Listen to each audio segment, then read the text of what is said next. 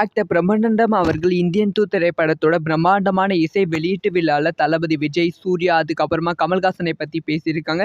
இத பத்தி டீட்டெயிலா தான் பேச போகிறோம். அதாவது இந்தியன் 2 திரைப்படத்துல ஒரு முக்கியமான ரோல்ல இவங்க நடிக்கிறாங்க. இவங்க ரொம்ப ஃபன்னான ஒரு கேரக்டர்ல இதுக்கு முன்னாடி நிறைய திரைப்படங்கள தமிழ்ல நடித்திருந்தாலும், இந்தியன் 2 திரைப்படத்துல இவங்களோட கேரக்டர் அதிகமாக பேசப்படும் ஒரு கேரக்டரா இருக்கும் அப்படின்னு சொல்லப்படுகிறது.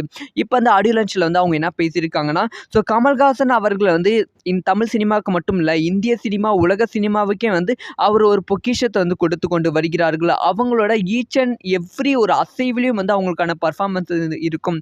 அவ்வளோ மெனக்கெட்டு ஒரு விஷயத்தை கமல்ஹாசன் அவர்கள் செய்வாங்க. நான் தமிழ் சினிமால தளபதி விஜய், அதுக்கப்புறமா சூர்யா, அதுக்கப்புறமா நிறைய தமிழ் நடிகர்கள் கூட நடித்திருக்கேன்.